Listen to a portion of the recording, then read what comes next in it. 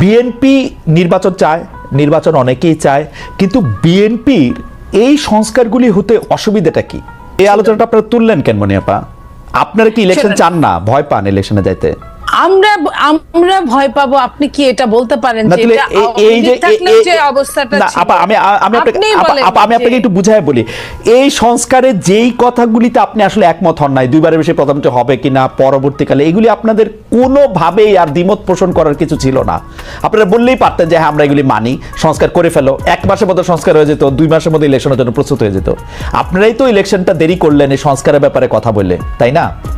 আমি আপনাকে একটা কথা বলি খালেদ ভাই, বিএনপি 31 দফার বাইরে গিয়ে বিএনপি যদি 31 দফার সাথে যদি মানে একমত না হয়ে পরবর্তীতে কিছু করে, আপনারা কিন্তু ছেড়ে কথা বলবেন না। কারণ এটা নিয়ে বিএনপি ইতিমধ্যে সমস্ত বাংলাদেশে এটা নিয়ে আপনার যত সেমিনার, সিম্পোজিয়াম সবকিছুই হচ্ছে।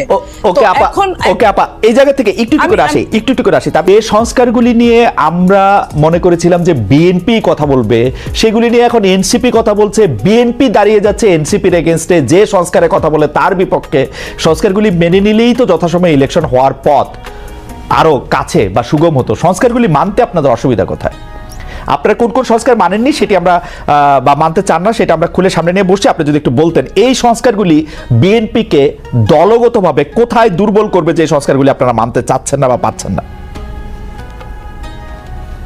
আপা, নির্বাচন দিয়ে সরকারেরও উচিত, আমি মনে করি এই দলগুলোর সাথে, যে দলগুলো নির্বাচনে এর আগেও সরকারে গঠন করেছে, রাষ্ট্র পরিচালনা করেছে এবং পরেও করতে পারে, তাদের সাথে সম্পর্কটা যাতে সুন্দর থাকে। কোনো কেউই কিন্তু আসলে চিরস্থায়ী না। এই সরকার একটা সময়ের পর চলে যেতে হবে, এটাই সত্য। কিন্তু তারপরেও যে নির্বাচিত সরকার একটু আপনার অনুমতি নিয়ে, দুটোর মধ্যে ফার ডিফারেন্ট আছে। না মনেপা, এই ডিফারেন্স বা এটা ঠিক আছে, কিন্তু মনেপা আপনি কি আমাকে একটু বলবেন যে বিএনপি কি সংস্কার কমিশন যে জীবনে 2বারের বেশি প্রধানমন্ত্রী হতে পারবে না, এটার সাথে একমত বিএনপি? আপনি বলছিলেন যে সংস্কার নিয়ে কোনো আপত্তি নাই। আমি আপনাকে বলি, বিএনপির তো 31 দফার মধ্যে কিন্তু স্পষ্ট আছে, অস্পষ্ট কোনো কথা নাই। আপনি যে প্রশ্নটা করলেন এটা নিয়ে কিন্তু বিএনপি সারা বাংলাদেশ, আপনি একটু আমার জন্য স্পষ্ট করেন, আপনি আমার জন্য একটু স্পষ্ট করেন, বিএনপি কি 2বারের বেশি প্রধানমন্ত্রী হওয়ার জন্য একমত? 2বারের বেশি প্রধানমন্ত্রী হওয়ার জন্য না হওয়ার জন্য, 2বারের বেশি একাধারে মানে পরে আবার হতে পারবে, পরে আবার যদি মনে করে সেটা 2-3-4। এটা কেন বিএনপির জন্য এত বেশি প্রয়োজনীয়? মানে আপনি এখন 2বার প্রধানমন্ত্রী হবেন, আবার আরেকজন মাঝখানে হবে, এরপরে আবার আপনি 2বার হবেন একাধারে। এটা কি আপনি একাধারে বোঝাতে চাচ্ছেন যে 2বারের বেশি একাধারে হতে পারবেন না? দেখেন, একাধারে নিশ্চয়ই বিএনপি আপনাদের সামনে ক্লিয়ার করেছে। বিএনপি এটাই বলেছে যে একাধারে 2বারের বেশি প্রধানমন্ত্রী পরে হইতে বাধা নাই, পরে আবার হইতে বাধা নাই। পরে নিয়ে আসলে শোনেন, এটা নিয়ে কোনো আলোচনা হয় না সংস্কার নিয়ে। আমার মনে হয় যে আমাকে না ডেকে যদি ওনাকে ডাকতেন সবচেয়ে ভালো হতো। উনি আপনার এই প্রশ্নের উত্তরটা সরাসরি দিতে পারতো, যেহেতু উনি কাজ করছেন। আপা, আমি একটা কথা বলি, পরে আমি বলতে পারি। আপা, আমি একটা কথা বলি, বিএনপি কিন্তু তার অবস্থান স্পষ্ট করেছে যে যেখানে সংস্কার কমিশন বলেছেন যে 2বারের বেশি কেউ প্রধানমন্ত্রী থাকতে পারবে না, বিএনপির অবস্থাটা পরিষ্কার করেছেন যে একাধারে 2বারের বেশি কেউ থাকতে পারবে না। তার মানে একাধারে বেশিবার কিন্তু থাকতে পারবে, এটা হচ্ছে বিএনপির অবস্থান। আমার প্রশ্ন, বিএনপির জন্য কেন এটা এত জরুরি যে 2বারের বেশি একটা লোককে, মনিয়াপাকে কেন 2বারের বেশি প্রধানমন্ত্রী থাকতে হবে? মনিয়াপা তো প্রধানমন্ত্রী হয় না, হইতেও তো পারেন, গণতান্ত্রিক দল আপনাদের, আপনারা তো মনিয়াপাকে প্রধানমন্ত্রী বানাতে পারেন। এখন আমার কথা শোনেন, যে সেটা হলো আপনারা যখন এটা নিয়ে আলোচনা করবেন, আপনারাও কিন্তু কারো চেয়ে কম গুরুত্বপূর্ণ না, সাংবাদিকরা। তো আপনারা আলোচনা করেন বিএনপির সাথে, বিএনপির প্রশ্ন উত্তর পূর্বে প্রেস কনফারেন্সে আপনারা জিজ্ঞেস করেন। আমার মনে হয় এটা সবচেয়ে ভালো একটা মাধ্যম। আর দ্বিতীয়ত হলো,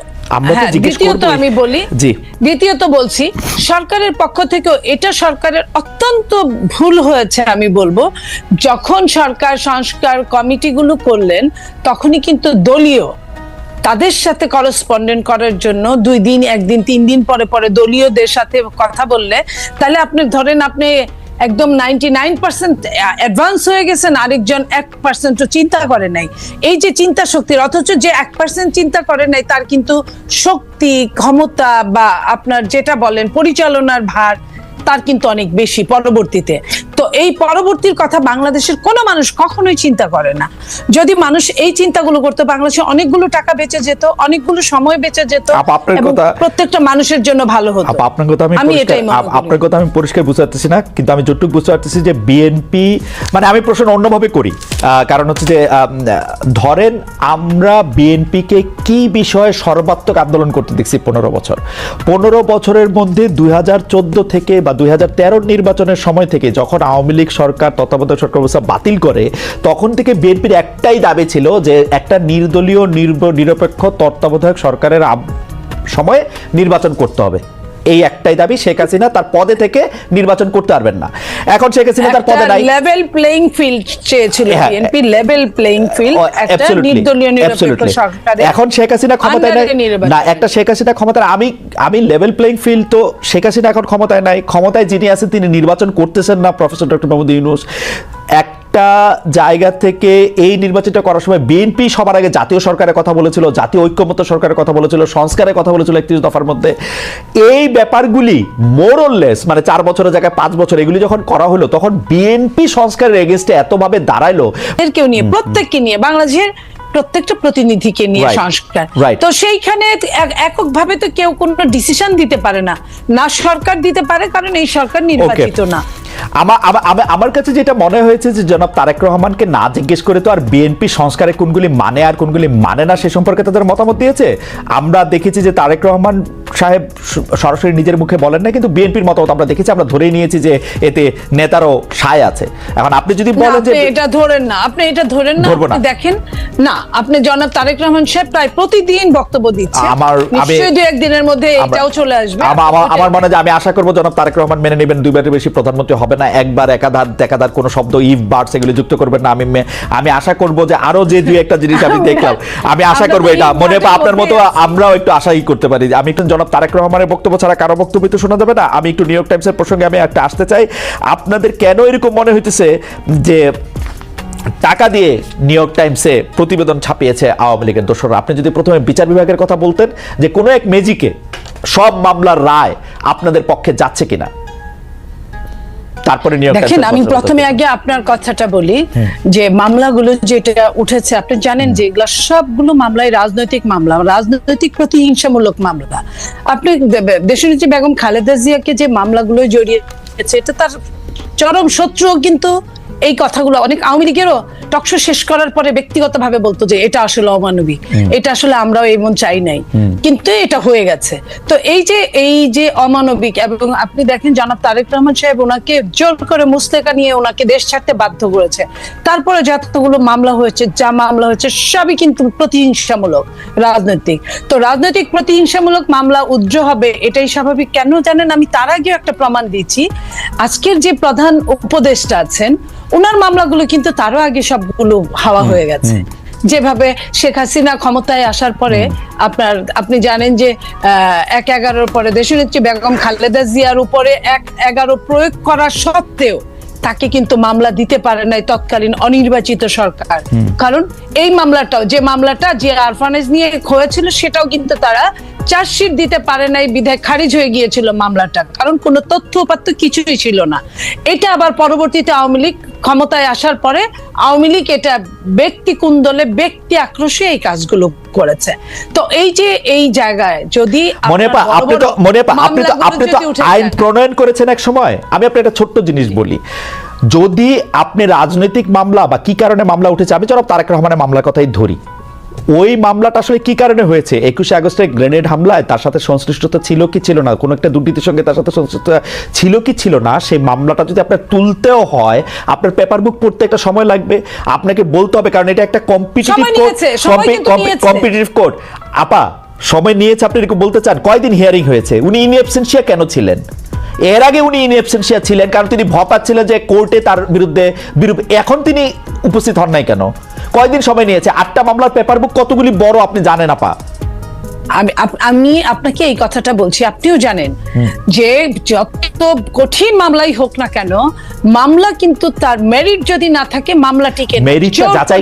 মেরিটটা যাচাই করার জন্য তো সময় লাগে আপা। এটা তো মেরিট যাচাইয়ের উপরে মামলা ওঠে না, এটা পারসেপশনের উপরে মামলা উঠছে, পারসেপশনের উপরে মামলা উঠছে।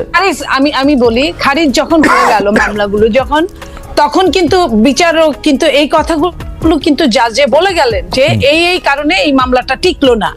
যে কথাগুলো আগে বলতে পারে না বিচার বিভাগ, যখন চরমভাবে আপনার হস্তগত, চরমভাবে যখন খারাপ অবস্থা বিচার বিভাগ, তখন কিন্তু এই কথাগুলো কেউ বলতে পারে না। আপনি জানেন তারেক রহমানের পক্ষে একজন বিচারক যখন তার পক্ষে রায় দিয়েছিল, তাকে কিভাবে দেশ ছেড়ে পালিয়ে যেতে হয়েছিল, তাকে কিভাবে তার স্ত্রী তার সন্তানদের কিভাবে কত কষ্ট করে তার স্ত্রীকে মারা যেতে হয়েছে। তো এই যে কষ্টগুলো, এটা দেখে কিন্তু পরবর্তী জাজরা কিন্তু অ্যালার্ট হয়ে গেছে। তারা কেউ খুব বুদ্ধিমান যারা, তারা বিব্রত বোধ করেছে, বাকিরা কিন্তু জোর করে তারা প্রমোশন নেওয়ার জন্য বা পরবর্তীতে অনেক কিছু ফ্যাসিলিটিস নেওয়ার জন্য। আপনি দেখেন প্রধান বিচারপতি উনি কি করেছিলেন, উনি নিজেও অনেক সুবিধা নিয়েছিলেন তৎকালীন। তো এই যে এই কারণগুলোর জন্য যে এই মামলাগুলো যে মেরিটে টিকবে না, এটা আপনিও জানেন। কিন্তু তারপরেও কিন্তু সময় নিয়ে 4-5 মাসে, কিন্তু মাত্র কয়েকদিন আগে তারেক রহমান সাহেবের সবগুলো মামলা থেকে উনি মুক্ত হলেন, মাত্র কয়েকদিন আগে, 7 মাস যাবত। কিন্তু আপনার কাছে মনে হয় যে বিচার বিভাগকে ঠিক প্রভাবিত করা যায় না, এটা আপনি বলতেছেন, তাই না? না, প্রভাবিত তো একটা সময় করা গিয়েছে। না এই সময় না শেখ হাসিনা সরকারের কথা আমরা বলতেছি না, শেখ হাসিনা সরকারের কথা আমি এই সময়টা অন্য কোনো কথাই যাব না। আমি এই সময়টায় শুধু এইটুকু বলবো যে যারা সাফারার ছিল, খুদ প্রধান উপদেষ্টা সহ যারা আক্রোশের ইসে ছিল, তারা কিন্তু অনেকেই মুক্ত হয়েছে এই জায়গাটায়। তার মানে যে সম্পূর্ণ প্রভাব মুক্ত বিচার বিভাগ, এটা তার মানে হচ্ছে যে যখন ডক্টর ইউনূসকে মামলা মুক্ত করে তখন ওনারা হচ্ছে প্রভাবযুক্ত, যখন আপনাদেরকে ছেড়ে দেয় তখন হচ্ছে প্রভাব মুক্ত, তাই তো? নো, আমি বলেছি ওনারটা যখন হয়েছে একই ক্রাইটেরিয়ার মধ্যে যদি আরগুলা পড়ে বা তার চেয়েও হালকা ক্রাইটেরিয়া যদি পড়ে, তাহলে কিন্তু